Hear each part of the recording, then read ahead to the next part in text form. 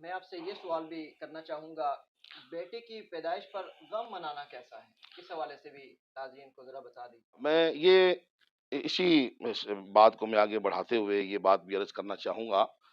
کہ آج کل بھی زمانہ جاہلیت کی جو باقیات ہیں بدقسمتی سے ہمارے معاشرے کے اندر آج بھی موجود ہیں، کہ جس طرح وہ اہل عرب کے اندر جو مشرکین تھے اور کفار جو تھے یا زمانہ جاہلیت سے تعلق رکھنے والے جو لوگ تھے، جس طرح بیٹی کی ولادت پر وہ ناخوش ہوتے تھے اور بڑی اپنی معاشرے کے اندر بے عزتی محسوس کرتے تھے اس عمل پر، اور وہ بیویوں کو طعن و تشنیع کا نشانہ بناتے تھے، بدقسمتی سے وہ باقیات آج کے معاشرے کے اندر بھی کچھ لوگوں کے ہاں موجود ہیں اور وہ کلمہ گو بھی ہیں۔ اور میں سمجھتا ہوں کہ اس قسم کی جب کسی کے ہاں بیٹی پیدا ہو اور وہ بیویوں کو جو اس کا ذمہ دار ٹھہراتے ہیں اور بیویوں کو طعن و تشنیع کا نشانہ بناتے ہیں کہ تو نے بیٹی کو کیسے پیدا کر دیا، کیوں پیدا کر دیا، اس قسم کی باتیں سننے میں آتی ہیں معاشرے میں، تو یہ اتنے بڑے ظلم کی بات ہے کہ میں سمجھتا ہوں کہ یہ فکر جو ہے یہ کسی ہندو اور سکھ کی فکر تو ہو سکتی ہے یا کسی مشرک کی یہ فکر ہو سکتی ہے، کسی کلمہ پڑھنے والے اور آقا دو عالم صلی اللہ علیہ وسلم کی ذات اقدس پر ایمان رکھنے والے، قرآن و سنت کو پڑھنے والے شخص کی یہ فکر نہیں ہو سکتی، اس لیے کہ قرآن پاک بھی اس کی بڑی شد و مت کے ساتھ مذمت کرتا ہے، اور اس فکر کو نبی پاک صلی اللہ تعالیٰ علیہ وسلم نے بھی دفن فرما دیا، جو فرمان میں نے ابھی آپ کے سامنے پیش کیا کہ آقا کریم علیہ السلام تو بیٹی کی ولادت پر جنت کی بشارت عطا فرما رہے ہیں، بیٹی سے حسن سلوک پر جنت کا وعدہ فرما رہے ہیں، آپ نماز پڑھ رہے ہیں لیکن آپ کے لیے جنت کا وعدہ نہیں ہے، ہو سکتا ہے آپ کی نماز قبول ہو یا نہ ہو، لیکن بیٹی کی آمد پر خوش ہونا اور بیٹی سے حسن سلوک کرنا، بیٹی کے جائز مطالبات کو پورا کرنا اور بیٹی کے ساتھ حسن سلوک سے پیش آنا، یہ وہ اعمال ہیں کہ ان کے بدلے میں نبی پاک صلی اللہ علیہ وسلم نے جنت کا وعدہ ارشاد فرمایا ہے، تو اس سے پتہ چلتا ہے کہ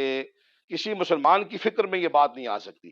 اور اس میں عورتوں کو اس کا ذمہ دار ٹھہرانا، خواتین کو، بیویوں کو، کہ یہ آپ کی غلطی ہے کہ آپ نے بیٹی پیدا کی، بیٹا پیدا کیوں نہیں کیا، یہ بھی جہالت کی بات ہے کہ قرآن عزیز نے ارشاد فرمایا کہ یخلق ما یشاء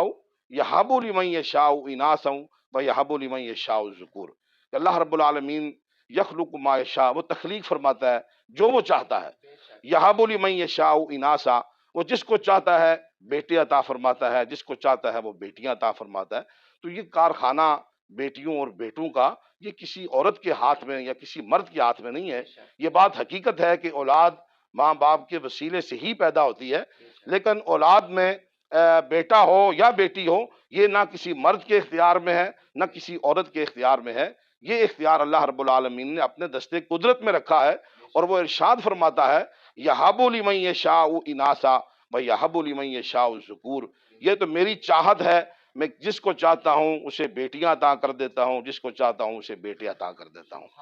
تو بیٹیاں نبی پاک صلی اللہ تعالیٰ علیہ وسلم کو اللہ رب العالمین نے 4 بیٹیاں عطا فرمائیں، اور نبی پاک صلی اللہ علیہ وسلم نے کتنا حسن سلوک ارشاد فرمایا اپنی بیٹیوں سے، اس پر اگر آپ احادیث پڑھیں تو حضرت سیدہ کائنات کے بارے میں آتا ہے کہ نبی پاک صلی اللہ تعالیٰ علیہ وسلم آپ جب سفر کے لیے تشریف لے جاتے تھے تو سب سے پہلے نبی پاک صلی اللہ تعالیٰ علیہ وسلم اپنے اہل و عیال وغیرہ سے مل کر، دوست احباب سے مل کر، اپنے صحابہ سے ملاقات کر کے، تو سب سے آخر میں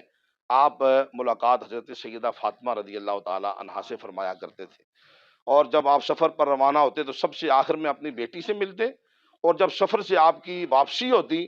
تو آپ کسی اور سے ملاقات نہیں فرماتے تھے، سب سے پہلے اپنی بیٹی کے ہاں تشریف لے جاتے، ان سے ملاقات فرماتے، ان کو ملاقات کا شرف عطا فرماتے، اور ان کے حالات اور احوال سے آپ ان کی خبر لیتے، اور اس کے بعد پھر آپ اپنے ازواج مطہرات اور اپنے حجرات مقدسہ کے اندر جلوہ فرما ہوتے، تو آپ کے اس طریقے سے بھی پتہ چلتا ہے کہ بیٹیاں بوجھ نہیں ہوتی، بیٹیاں بے عزتی کا باعث نہیں ہیں، بلکہ بیٹی اللہ کی رحمت کے نزول کا سبب ہے، اور معاشرے کے اندر بیٹیوں کو رسول اللہ صلی اللہ علیہ وسلم نے بڑا اعلیٰ اور بڑا بلند مقام عطا فرمایا، اور اس مقام کا آپ اندازہ اس بات سے بھی کر سکتے ہیں کہ نبی پاک صلی اللہ تعالیٰ علیہ وسلم کی خدمت عالیہ کے اندر جب آپ کی بیٹی تشریف لاتی تو رسول اللہ صلی اللہ علیہ وسلم اپنی مسند سے کھڑے ہو کر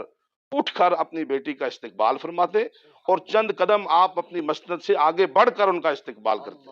اور پھر اس سے بڑھ کر یہ شان کے نبی پاک صلی اللہ علیہ وسلم اپنی مسند پر اپنی بیٹی کو بٹھایا کرتے تھے۔ سبحان اللہ۔ تو اس اعزاز اور اس تکریم اور تعظیم سے پتہ چلتا ہے کہ بیٹیوں کو کس طرح عزت کی نگاہ سے دیکھا جاتا ہے اور کس طرح قدر کی نظر سے دیکھا جاتا ہے، اور رسول اللہ صلی اللہ علیہ وسلم نے اپنی بیٹیوں کے ساتھ کس طرح جو ہے نا وہ سلوک خوبصورت سلوک ارشاد فرما کے امت کو تعلیم ارشاد فرمائی ہے۔